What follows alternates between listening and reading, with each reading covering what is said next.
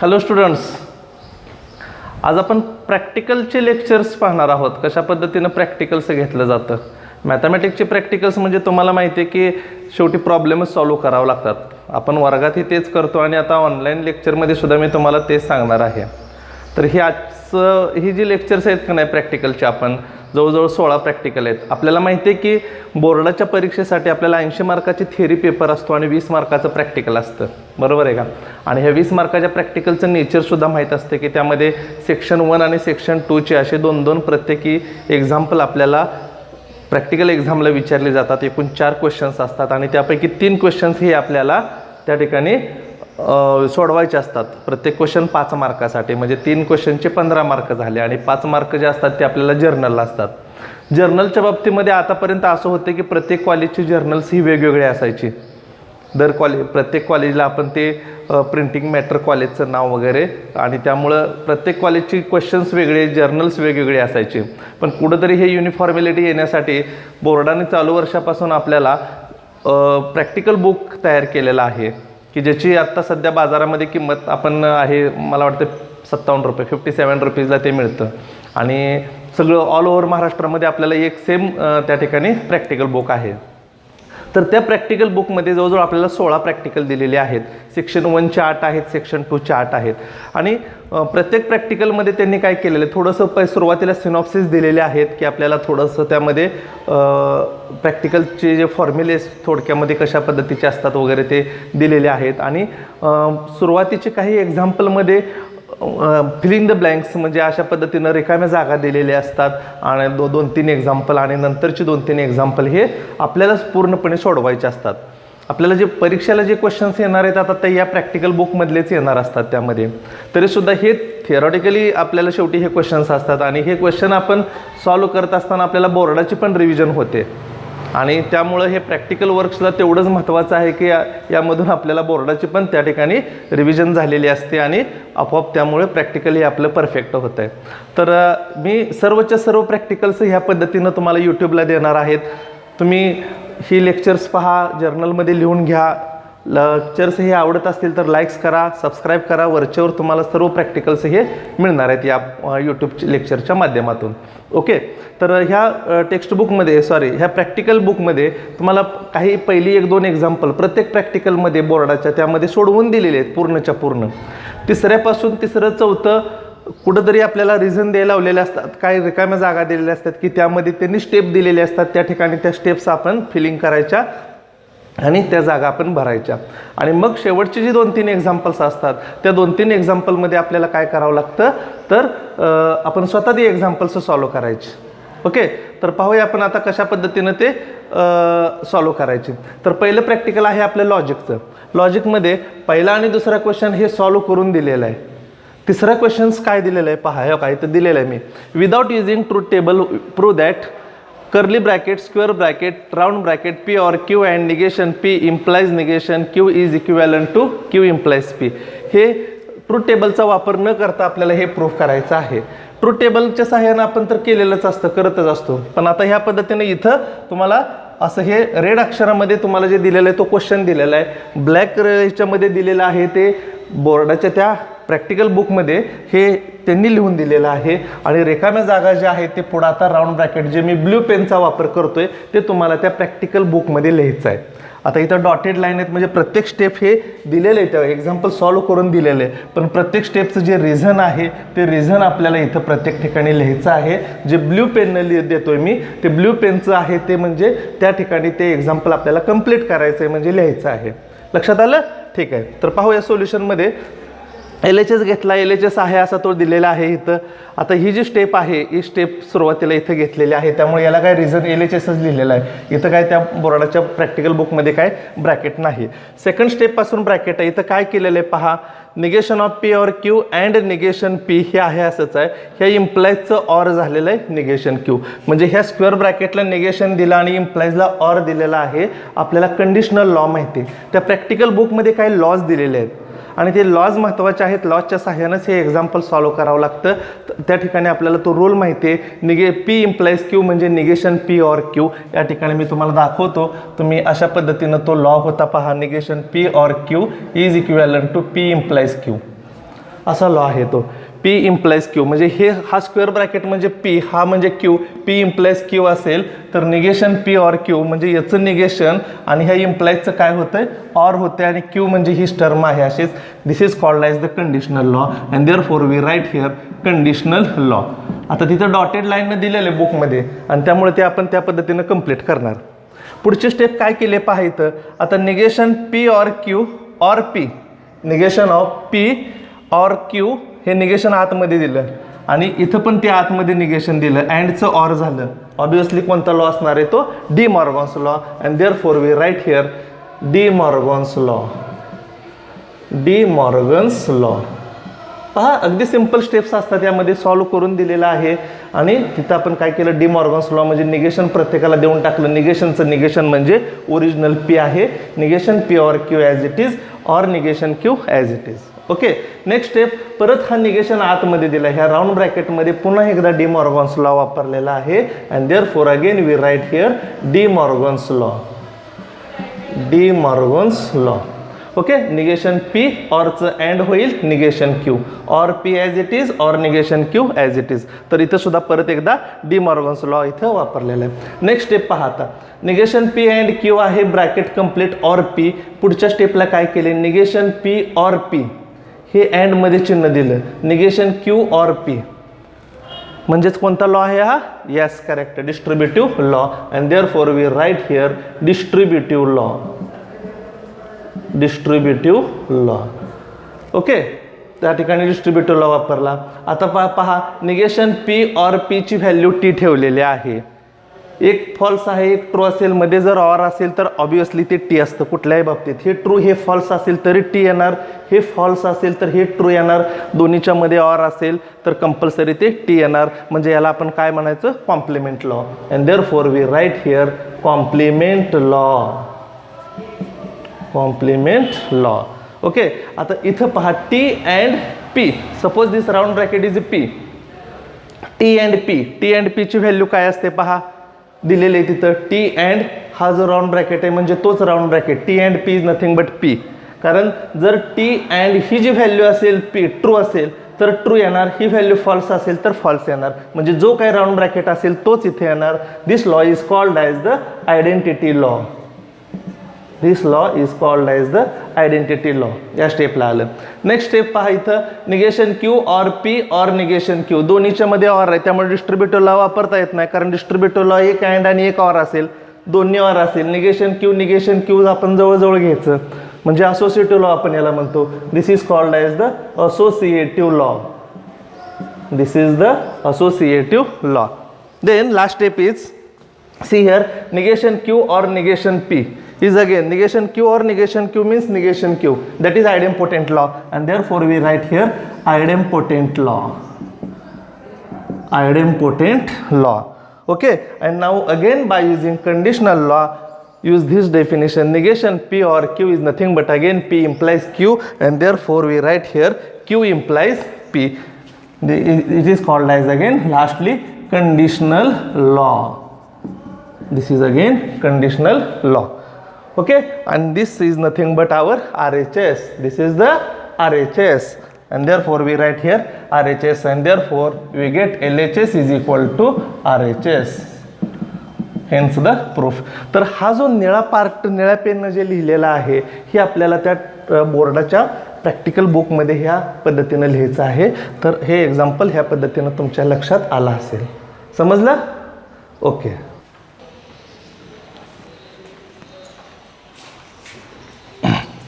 Okay, now we take next question, that is question number 4. Using the truth table, prove that negation of P double implies Q is equivalent to P and negation Q or Q and negation P. हे आपल्याला prove that करायला सांगितले truth टेबलच्या सहाय्यानं. मगाचा question होता काय, without using truth table. आताचा question आहे युजिंग ट्रूथ टेबल, म्हणजे ट्रूथ टेबलचा वापर करायचा आहे. त्यांनी हे सगळं ब्लॅक पेनचं आहे ते आपल्या प्रॅक्टिकल बुकमध्ये हे सगळं आहे असं दिलेलं आहे. ह्या ज्या जागा आहेत इथं जे दिलेलं आहे स्पेस, यामध्ये आपण आता लिहिणार आहे की जे मी निळ्या पेननं लिहितोय ते तुम्ही त्या प्रॅक्टिकल बुकमध्ये आपल्याला भरायचं आहे. तर कशा पद्धतीनं हा जो लॉ आहे बघा, हा आपला बायकंडिशनलचं निगेशन ऑफ बायकंडिशनल लॉ 5 नंबरचा जो लॉ आहे, निगेशन ऑफ कंपाऊंड स्टेटमेंट ह्यामध्ये आपले 5 लॉज आहेत. त्यामध्ये 5वा जो आहे बाय कंडिशनल डबल इम्प्लाइजचं निगेशन. डबल इम्प्लाइजचं निगेशन म्हणजे तो रूल आहे हे ना. हे आपला ऑलरेडी पार्ट आहेतच आपण केलेले थिअरी पाहताना. तर ह्या प्रॅक्टिकलमध्ये हे आपल्याला प्रूव्ह करायचं आहे. ते टेबल दिलेले आहेत ह्या पद्धतीनं कॉलम करून दिलेले आहेत. इथं कॉलम नंबर प्रत्येकाला दिलं आहे. हा कॉलम और हा कॉलम असं इथं मोठ्या स्पेसमध्ये लागेल. त्यामुळे मी थोडक्यात इथं 8 और 9 असं लिहिलेलं आहे. हा 7 और 8 म्हणजे हे आणि हे 9 नंबरच्या कॉलममध्ये असं लिहिलेलं आहे की जिथं तिथं हे पूर्ण इथं स्टेटमेंट लिहिलेले आहेत. ओके ठीक आहे. तर आता हे आपण भरूया. आपल्याला लॉज माहिती आहेत की ट्रूथ टेबल तयार करताना आपण कशा पद्धतीनं ते ट्रूथ टेबल तयार करतो.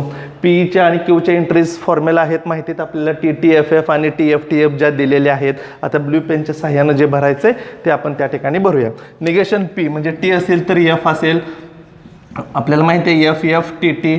क्यूच्या TFTFचं इथं काय होईल FT है ना या पद्धतीनं. आता P double implies Q. P double implies P आणि Qच्या मध्ये डबल इम्प्लाइज आहे. डबल इम्प्लाइजला आपण काय स्टेटमेंट पाठ केले. दोन्ही सेम असेल तर T है ना. म्हणजे TT असेल किंवा FF असेल तर T डबल इम्प्लाइजसाठी. मग दोन्ही T असेल तर T.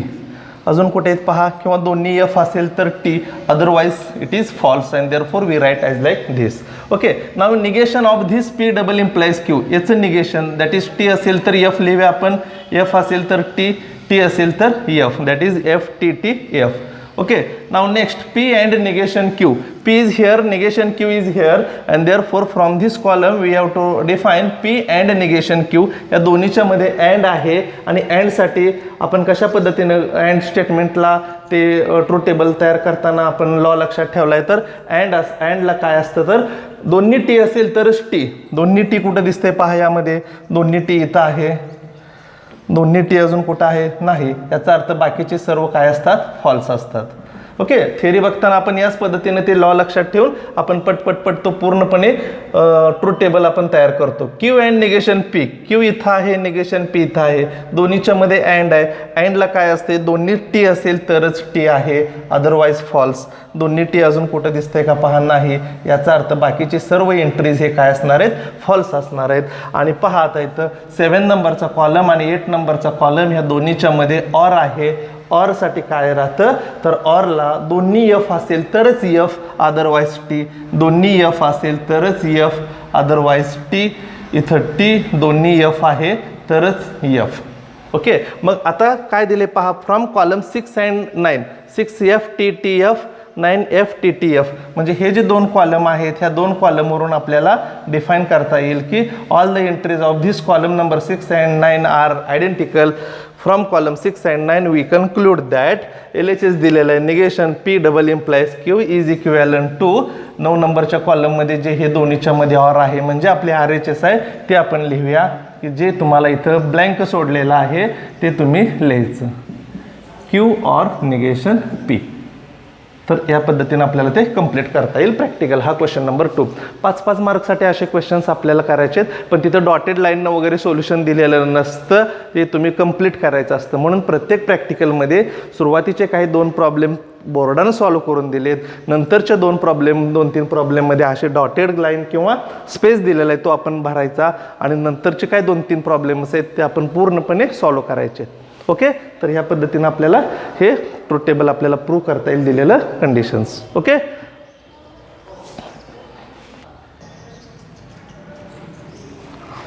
Okay now take question number 5. Is negation of P double implies Q equivalent to negation P double implies Q justify. Okay म्हणजे आपल्याला हा जो negation P double implies Q आहे हे याच्यासोबत इक्विव्हॅलंट आहे का तर आपण ट्रूथ टेबलच्या सहाय्याने ते आपण इक्विव्हॅलंट येते का बघायचं. कॉलम नंबर ह्याचा कॉलम आणि याचा कॉलम जर सेम आला आयडेंटिकल आला तर we can definitely write down this are the equivalent. Okay आणि त्याचं जस्टिफिकेशन आपण द्यायचं आहे. तर त्यासाठी आपल्याला ट्रूथ टेबल तयार करावं लागेल. Therefore we write firstly here. तर हा जो क्वेश्चन आहे तो फक्त आता त्या ठिकाणी रेड पेनने मी लिहिलेला आहे पण खाली आता सोल्युशन पूर्ण दिलेलं आहे. इथून पुढचे क्वेश्चन हे आता पूर्ण ब्लँक स्पेस दिला आहे म्हणजे पूर्णपणे आपल्याला सोडवायचे आहेत. म्हणजे 5वा 6वा आणि 7वा असे 3 क्वेश्चन आपल्याला पूर्णपणे त्याला टोटली स्पेस दिला आहे. त्यामुळे आता हे ब्लॅक पेननं जे लिहितोय ते सगळं आपण त्या पद्धतीनं लिहायचं आपण पूर्णपणे लिहायचं. Okay therefore we write here in solution we prepare the truth table as follows. We prepare the truth table we prepare the truth table as follows. आपण ट्रूथ टेबल तयार करूया. आपल्याला एंट्री द्यावी लागतील, प्रत्येकाला कॉलम नंबर द्यावे लागतील. 4, 5, 6 अजून करावं लागतो का एखाद दुसरा पाहूया आपण. पी आहे, क्यू आहे, त्यानंतर निगेशन पी पण इथं घ्यायचं आपण. पी डबल इम्प्लाइज क्यू हा घेऊया. लेफ्ट हँड साईडला आपल्याला अजून काय लागते, negation P double implies Q आणि शेवटचा negation P double implies Q. Okay, तर म्हणजे आपला लेफ्ट हँड साईडचा पण हा झाला, इथं आहे कॉलम नंबर 5 आणि हा पण 6 नंबर आहे. त्यामुळे 6 कॉलममध्ये हे आपल्याला व्यवस्थितपणे भरता येईल. पी क्यूच्या एंट्रीज तर आपल्याला माहितीच असतात, T T F F T F T F. Negation P is nothing but F T, sorry पीचं निगेशन आहे F F T T. P double implies Q, P आणि क्यूच्या मध्ये डबल इम्प्लाइज आहे. डबल इम्प्लाइजला काय तर सेम असेल तर टी, दोन्ही व्हॅल्यू सेम असतील तर टी राहतं, otherwise false. And therefore we write here T F F, इथं दोन्ही सेम आहेत म्हणून त्याची व्हॅल्यू टी. आता याचं निगेशन पूर्ण पी डबल इम्प्लाइज क्यू ब्रॅकेटमध्ये, त्याचं निगेशन म्हणजे टी असेल तर एफ, एफ असेल तर टी, अगेन टी असेल तर त्या ठिकाणी एफ. आता लास्ट कॉलम पहा, इथं निगेशन पी आहे double implies Q, negation P आहे डबल इम्प्लाइज क्यू. ह्या 2 कॉलममध्ये डबल इम्प्लाइज आहे. डबल इम्प्लाइजला सेम असेल तरच टी आहे. पहा सेम कुठं दिसतं, इथं पण आहे. दोन्ही सेम असेल तरच T, otherwise false.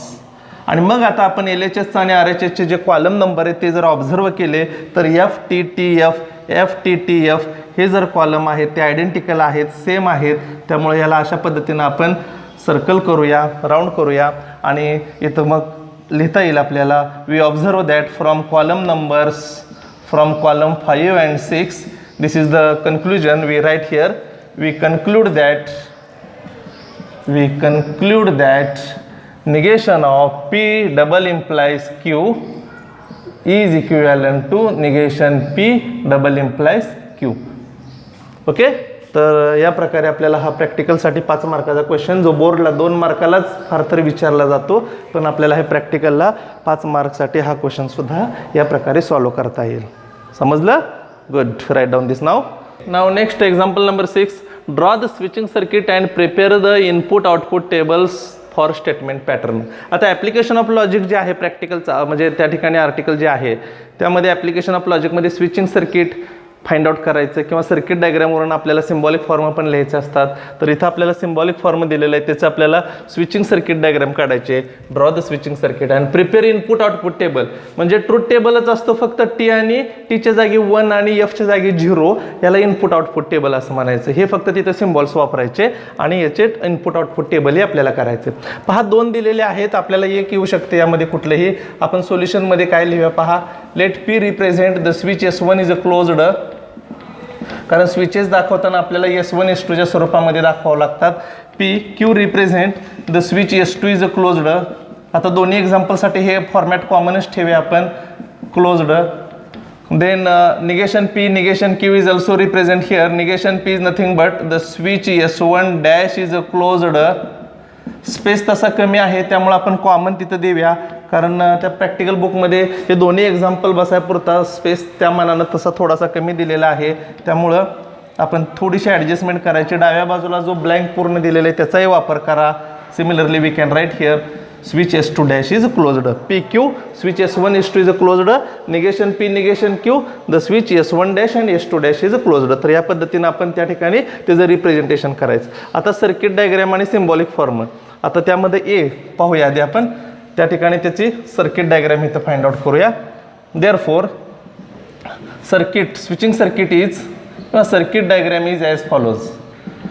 Circuit diagram is as follows. पहा पॅरलल आणि सिरीजमध्ये स्विचेस असताना कशा पद्धतीनं अँड असेल तर सिरीज आणि ऑर असेल तर पॅरलल, हे नोटेशन आपल्याला माहितीच आहे. पहा इथं 2 स्विचेस अँडमध्ये आहे, दोन्हीच्या मध्ये अँड आहे, याचा अर्थ 2 स्विचेस सिरीजमध्ये आहेत, पी अँड क्यू. तर या पद्धतीनं आपण पी म्हणजे S1 डॅश आणि S2 डॅश या सिम्बॉल दाखवतो.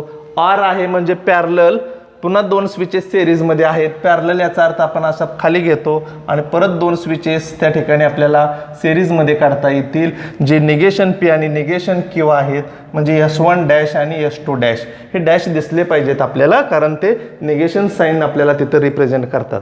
त्यामुळे S1 डॅश आणि S2 डॅश हे 2 स्विचेस पुन्हा अँड आहे, याचा अर्थ सिरीजमध्ये आहेत, याचा अर्थ एका पुढे एक आहेत. तर अशा प्रकारे हे स्विचिंग सर्किट डायग्राम झाली.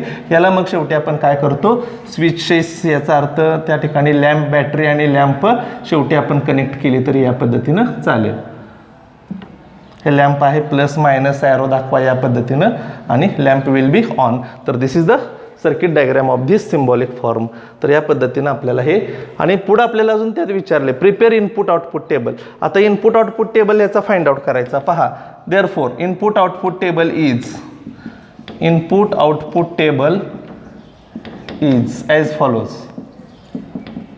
As follows. थोडक्यात ट्रूथ टेबल तयार करायचा. फक्त एंट्री करताना टी आणि एफच्या ऐवजी 1 आणि 0 वापरायचं. And therefore we write here, first we prepare the columns, that is P, Q, negation P, negation Q, P and Q, then negation P and negation Q, and lastly P and Q in first bracket or negation P and negation Q in second bracket. तर या पद्धतीने आपल्याला असे हे column तयार करायचे व्यवस्थितपणे,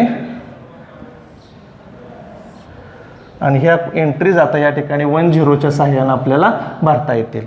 पाहू आपण पीच्या एंट्रीज. TTFFच्या ऐवजी काय करायचं, 1 1 0 0 1 0 1 0, निगेशन P 0 0 1 1, निगेशन Q 1 असेल तर 0, 0 असेल तर 1. Okay, P and Q, P and Q, and असेल तर दोन्ही T असेल तर T, तसं दोन्ही 1 असेल तर 1, otherwise 0. Now see here, negation P and negation Q, negation P and negation, दोन्हीच्या मध्ये अँड आहे. अँडला काय, दोन्ही 1 असेल तरच 1, अदरवाइज 0. अगदी सिंपल आहे. आणि लास्ट कॉलममध्ये P अँड Qचा एक कॉलम आहे, निगेशन P अँड निगेशन Qचा एक कॉलम आहे. दोन्हीच्या मध्ये ऑर आहे. ऑरला दोन्ही F असेल तरच F, इथं दोन्ही 0 असतील तरच 0, दोन्ही 0 असतील तरच 0, अदरवाइज 1. तर या पद्धतीनं आपल्याला तो इनपुट आउटपुट टेबल कंप्लीट करता येईल. इथं कन्क्लुजन काय काढायचं नाही, टॉटॉलॉजी किंवा त्या ठिकाणी कॉन्ट्राडिक्शन, कंटिन्युअन्सी असं काहीही नसतं. फक्त इनपुट आउटपुट टेबल आपल्याला विचारलेलं आहे, input output table for given statement pattern. तर या पद्धतीने हे 5 मार्कासाठी एक क्वेश्चन आपल्याला प्रॅक्टिकलला विचारला जातो. ओके, राईट डाऊन दिस.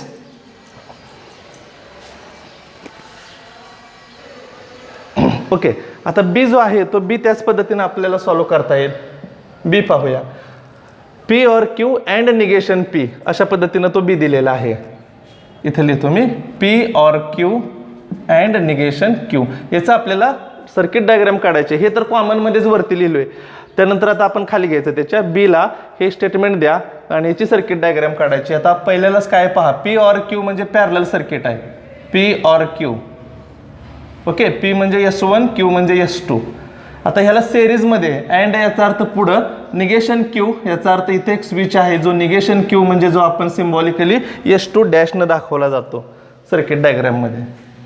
झालं, तर एवढीच या पद्धतीनं आपल्याला ही सर्किट डायग्राम, आणि शेवटी मग आपल्या पद्धतीनं बॅटरी आणि लॅम्प या ठिकाणी जॉईन करता येईल. And this gives the complete circuit, plus minus या पद्धतीनं आपल्याला ती सर्किट डायग्राम कंप्लीट करता येईल. आणि मग आता शेवटी त्याचा पण आपल्याला इनपुट आउटपुट टेबल तयार करायचा आहे. Same, therefore input output table is as follows, P Q, negation Q, P और Q, and last column is P और Q and negation Q.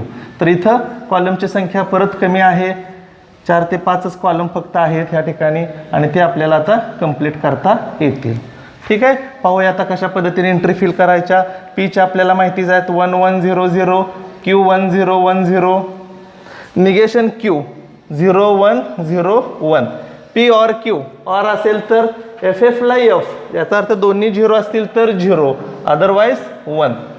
And last P और Q अँड निगेशन Q, ह्या दोन्ही कॉलमच्या मध्ये अँड आहे. And म्हणजे दोन्ही ट्रू असेल तरच ट्रू, म्हणजे दोन्ही 1 असेल तरच 1. कुठं आहे पहा, एकाच ठिकाणी आहे, otherwise 0. And this is the input output table of the given statement. Okay, write down this now. Now see the last question, that is example number 7. Using truth table we have to prove that P and Q or R is equivalent to P or R and Q or R.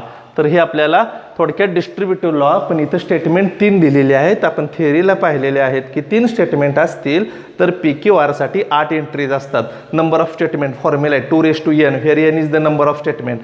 There are 3 statements P, Q and R, therefore 2�3, that is 8. त्यामुळे 8 entries येतात हे आपल्याला माहितीच आहे. आपण solution तयार करू ह्या ठिकाणी.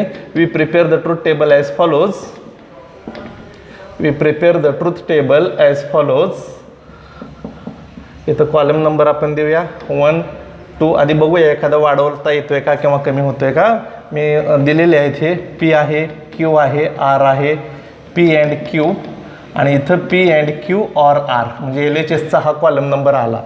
त्यानंतर P ऑर R हा एक घ्यायचा आपल्याला, Q ऑर R हा दुसरा घ्यायचा, आणि लास्टचा म्हणजे उजवी बाजू जी आहे ती ह्या ठिकाणी आपल्याला लिहिता येईल. म्हणजे जे कॉलम मी इथं तयार केलेले आहेत ते बरोबर आहेत. म्हणजे 6, 7 आणि 8 कॉलम येणार आहेत. ह्या एंट्रीज आता आपल्याला भरायच्या असतात. जेव्हा 8 त्या ठिकाणी एंट्रीज असतात तेव्हा Pच्या एंट्रीज ह्या काय असतात, पहिले 4 वेळा T, नंतर 4 वेळा F. ओके, आता बरोबर समोरच यायला पाहिजे ते. तुम्ही अजून आडव्या लाईन्स दिल्या तर इट इज ऑल्सो बेटर. क्यूच्या एंट्रीज काय असतात, 2T 2F, परत 2T 2 वेळा F. ठीक आहे. आरला TF TF.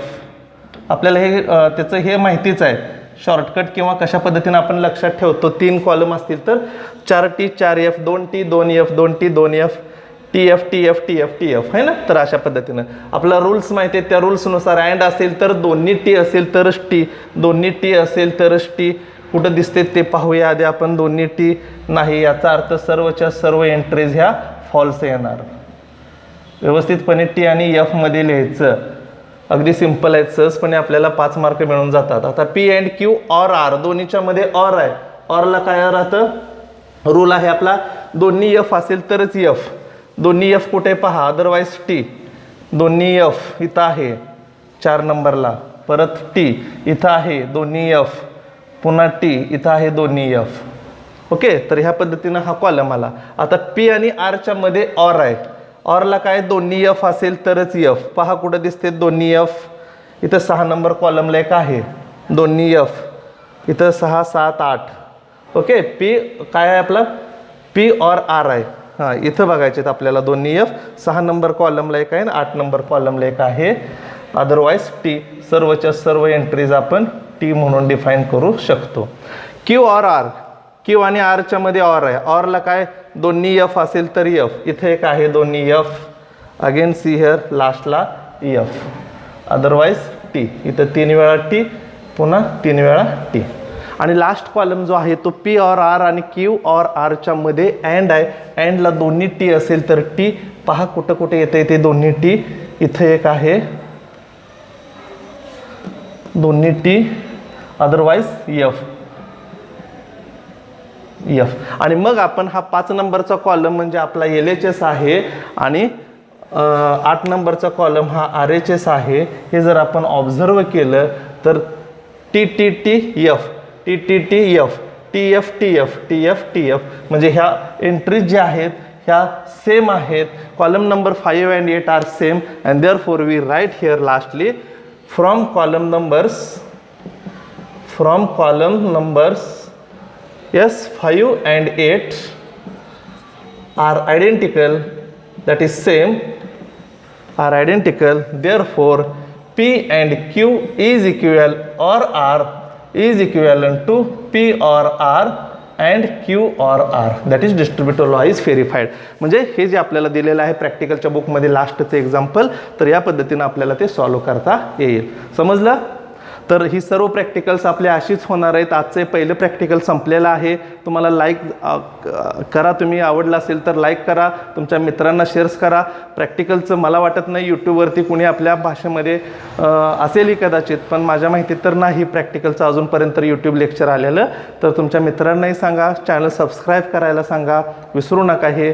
तर तुम्हाला अशी वरचेवर जी प्रॅक्टिकल्स येतील ती तुम्हाला नोटिफिकेशन सर्वात आधी मिळेल. Okay, thank you. भेटू आपण नेक्स्ट प्रॅक्टिकलला, नेक्स्ट लेक्चरला. थँक्यू.